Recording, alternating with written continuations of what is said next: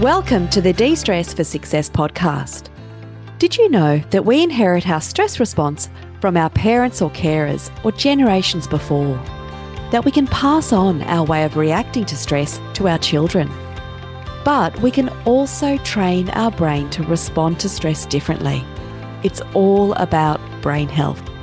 I'm Isabella Ferguson, and I'm here to deliver to you the most up-to-date evidence-based methodologies on how to find some calm. On De-Stress for Success, I'll ask the experts what we can do to find inner peace. In my early 40s, I bowed out of a 20-year legal career. Decades of running on high anxiety and drinking alcohol to cope had taken its toll on my nervous system, and I was burnt out. So I started exploring the science of stress. This is what gets my pulse racing, but in a good way. Now, as a 48-year-old corporate speaker, counsellor, coach, and alcohol-free woman, I'll interview the experts, ask the questions you wish you had the time to ask, and I'll deliver some practical tips to you. I'm glad you tuned in. Now let's de-stress.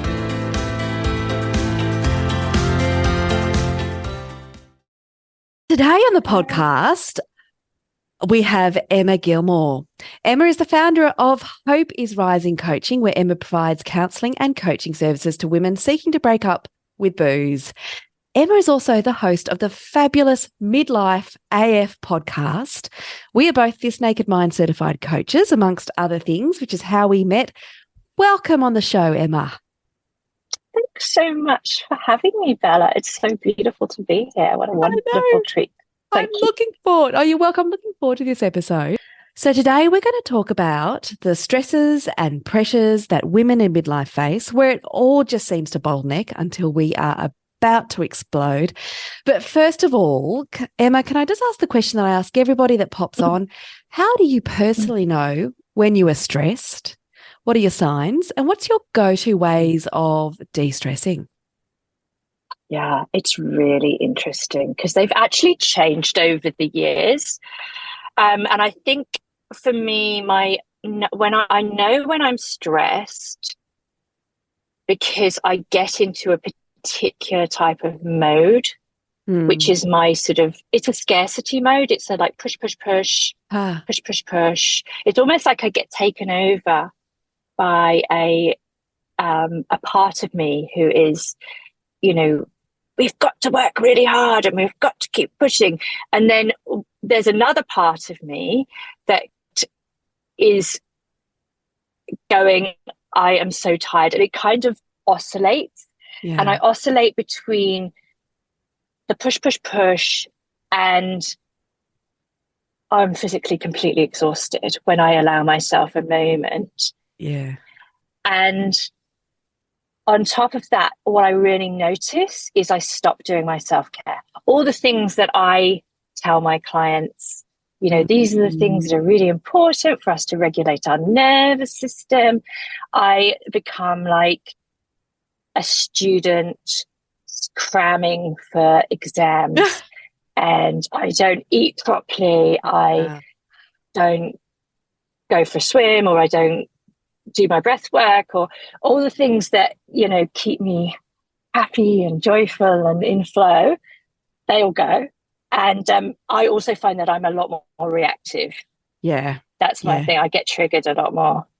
So all the bits that keep you on the road, all those bits of self-care, they're the first things that get eliminated, aren't they?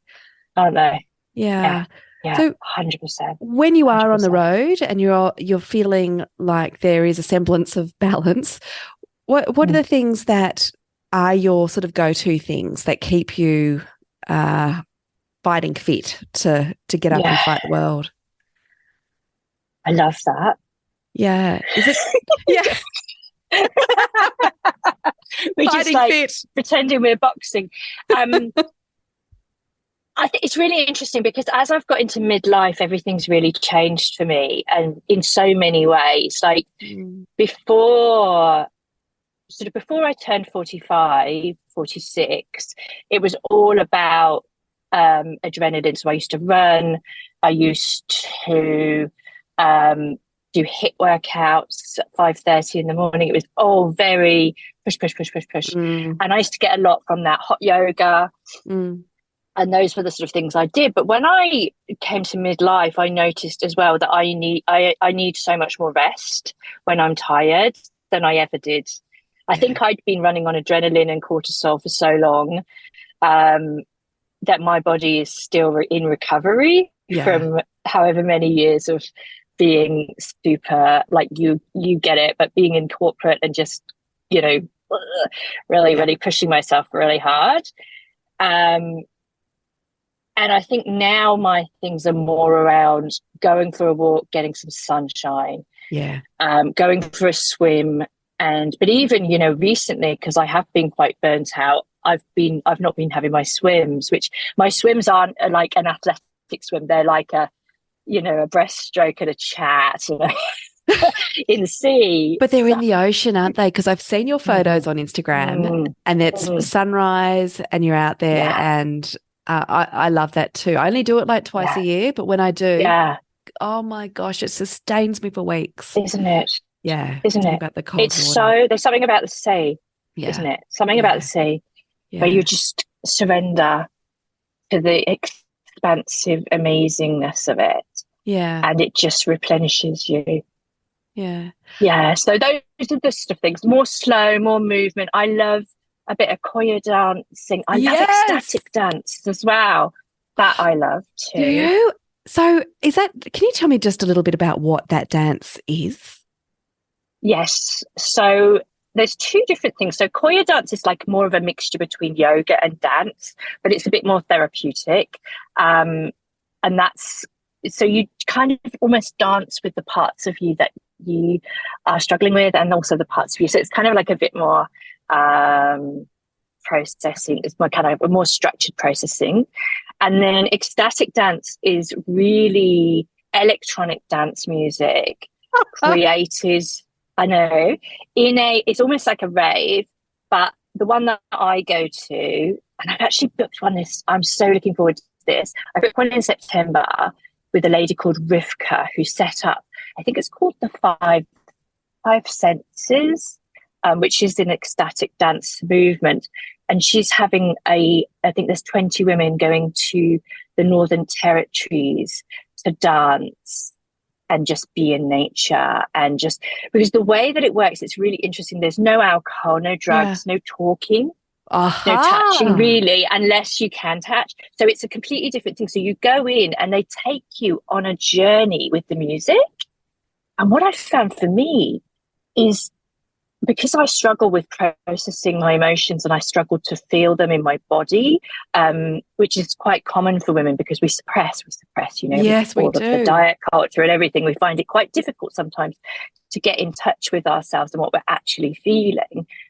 So a lot of us spend our time sort of quite disassociated from our body. But what I found, the more I've been doing the ecstatic dance, because it takes you on this journey, you start off really slow.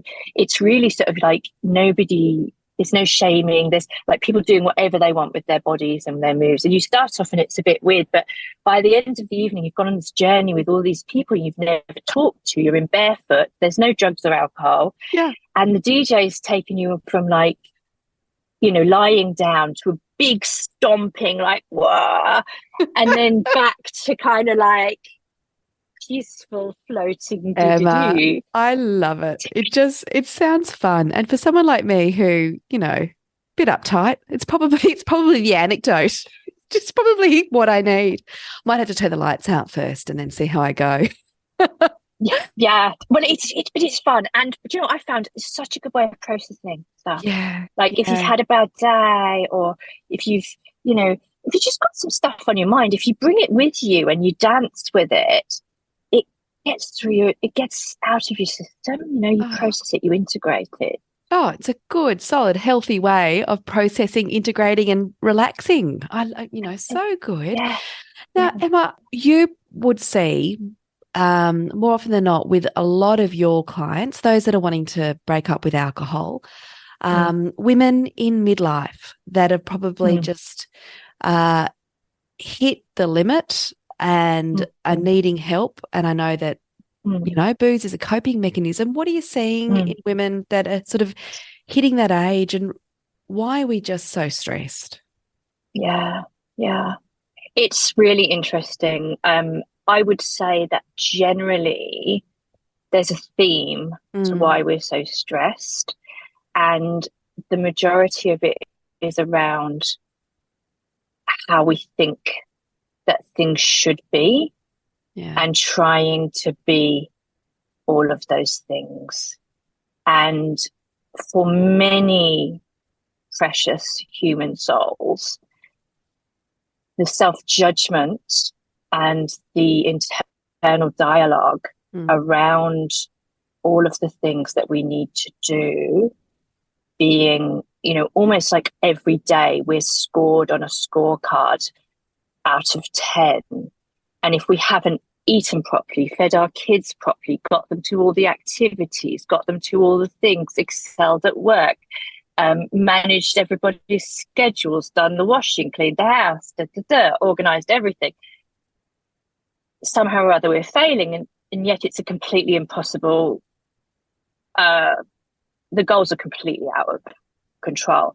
And the saddest and most awful thing about it is that the human beings that I work with, they think it's their fault. mm, They think there's something wrong with them. And that's the same with alcohol. It's like, and now not only can I not do all the things without alcohol, but now I'm drinking alcohol and that's my fault as well. yeah. And so it's this we take responsibility for everything Yeah. and we make ourselves bad. And then we feel such shame about it. And none of it's true. No, because we're the ones that are we're scoring. We're the ones scoring our own scorecards. Yes, that's exactly right. Yeah, no one nobody, else is, who cares? we created the scorecards. Why do we do it? What is it within our cultural makeup that we are so hard on ourselves for? What do you think? For me, it comes from wanting to fit in, Mm, wanting to belong, and feeling like in our core, feeling like we're not whole, yeah. feeling like we're not enough, we're not good enough. And so we think if we do all of the things and if we keep trying really hard, then eventually we'll be good enough. It'll be okay. We won't feel like this. Right. And it's not true, because we are in and of ourselves beautiful, amazing human beings who are 100% good enough just for being. Yeah. But that doesn't change the fact that that's how we feel, right? It's that pursuit of perfectionism that is completely exhausting, isn't it? And Exhausting. we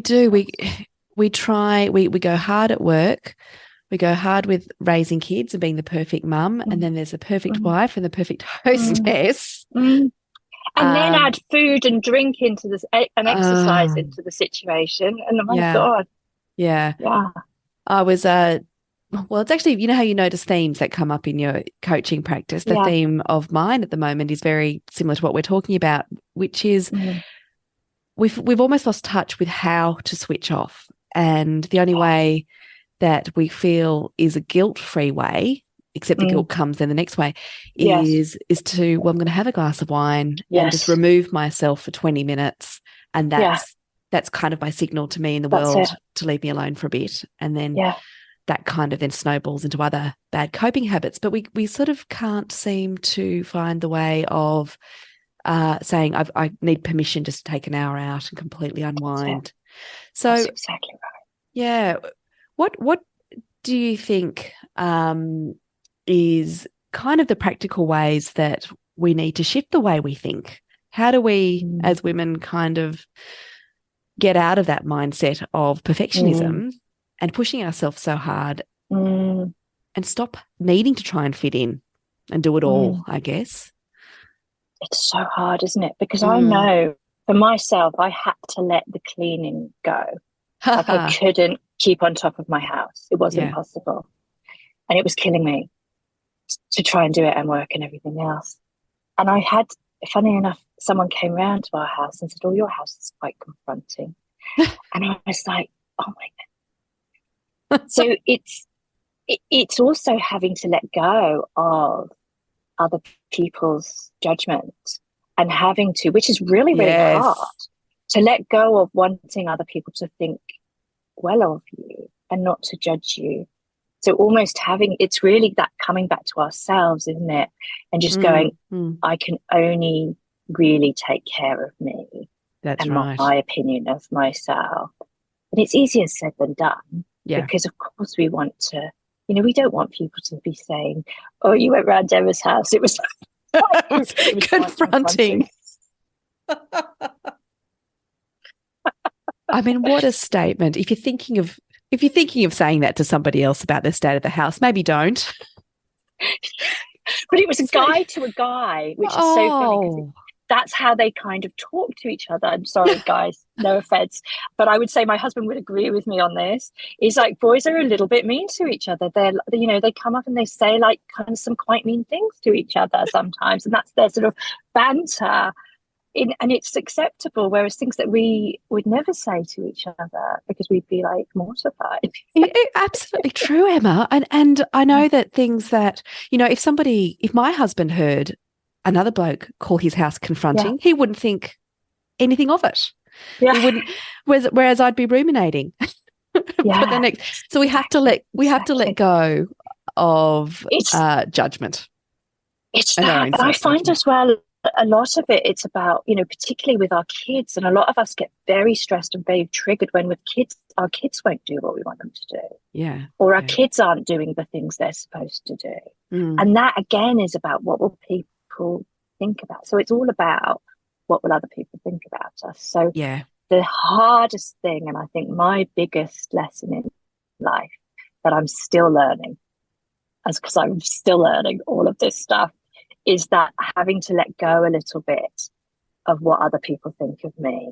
Yeah. And letting it be okay for them to be wrong about me and to think that I am a different person than perhaps I might wish that they thought I was. Yeah, beautifully said, Emma. I think, and I love, and I got this from your website, which I absolutely love. Do you mind if I just read it out? Because it's so good. I was just like, yes. The pressure on women in midlife is insane. We grew up with Madonna on our Walkmans, working out the cinema, and we can have it all expectations. Fast forward 20 years and we have been all the things, the mum, the wife, the career woman, running full throttle on caffeine, booze and adrenaline for so long. We are literally women on the verge of a nervous breakdown. Yes, it is exactly. I wanted to sort of high five because it's exactly how we were brought up. We can have it all. Yeah. And nobody actually said, well, it's impossible because that was me. That was me for sure with my kids. And then the legal career. And the only way I was sort of holding it together with masking tape was, to have a lovely, or what I thought was lovely, glass or two of red wine in the evening. Yeah. And it all unraveled. Wow. Yeah. So a large part of it must also be changing the way we culturally tell women when they're young teenage girls as well about what their expectations are when they're growing up. When your women are coming to you, they're obviously at maximum capacity. What are your practical tips that you give to them around stress and unwinding? And we've heard the reframe, and stopping the judgment and sort of self-judgment. Yeah. What else do you say to them? I think probably the main thing is recognizing when they're being triggered. Yeah. And what's going on for them when they're being triggered and how they feel it in their body. And if they can't feel it in their body, that's okay, that they can learn. But we do need to learn. Because for me, we drink to suppress, and the opposite of that is that we feel what we're actually feeling, and learning how to do that is a learnable and a learnt behavior, because we don't get taught it, right? We don't get taught. We get taught to push everything down and pretend everything's fine. Yep. And suck it up. Yeah. Suck it up. Get what you get. Don't get upset.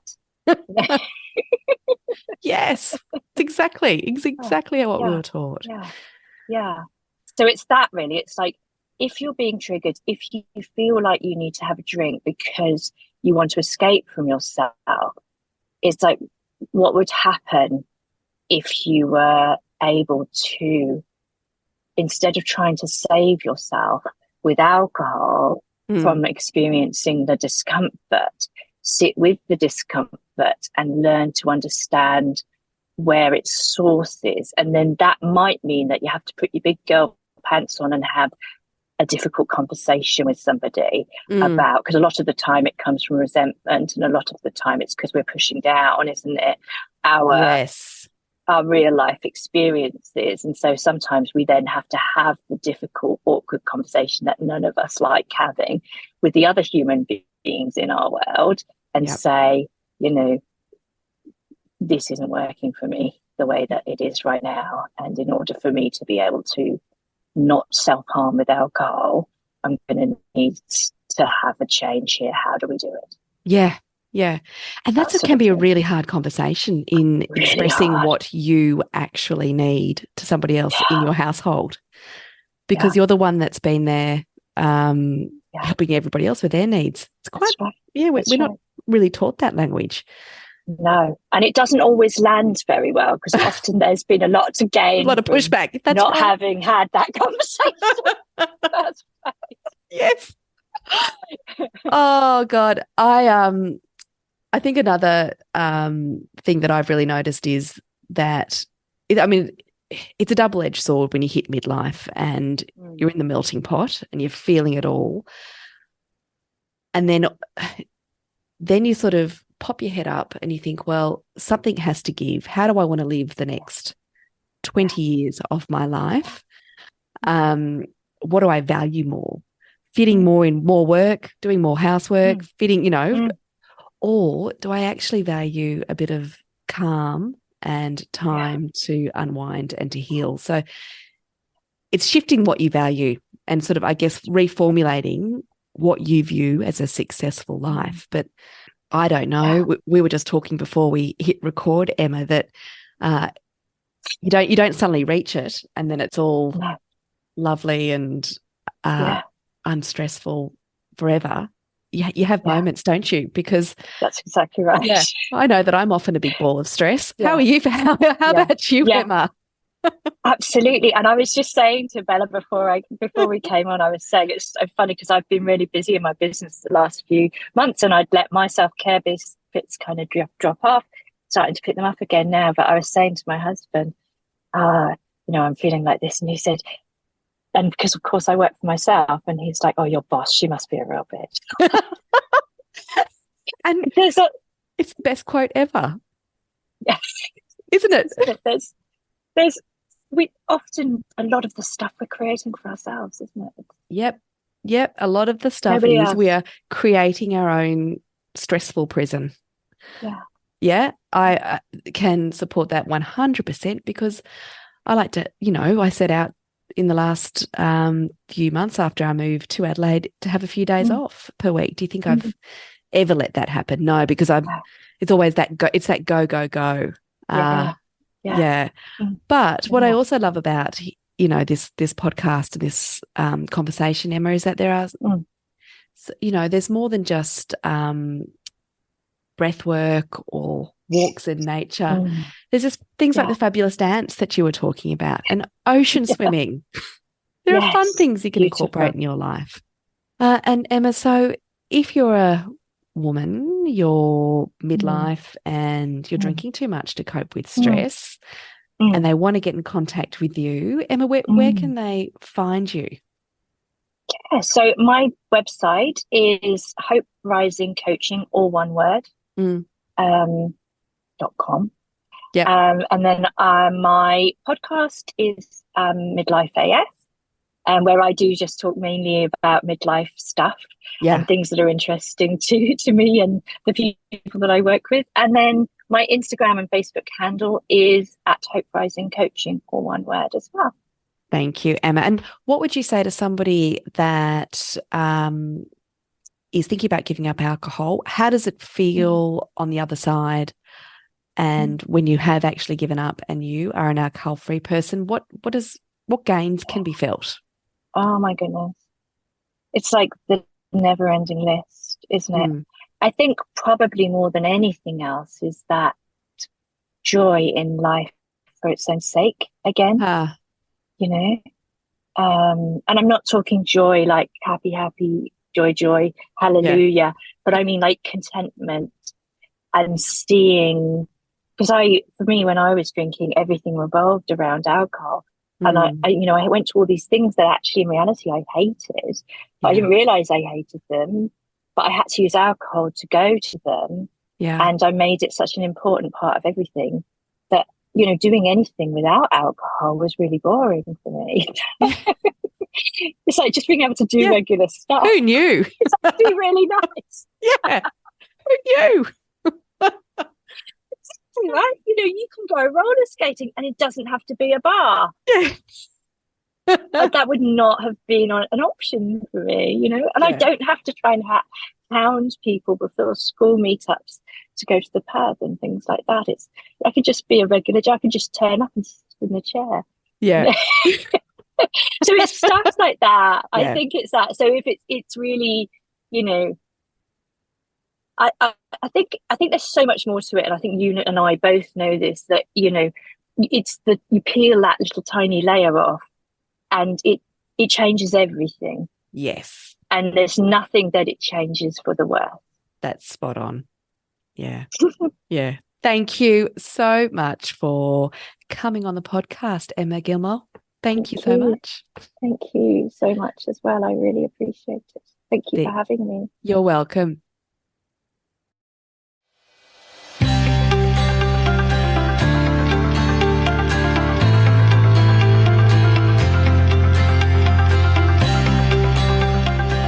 Thank you so much for listening to this episode.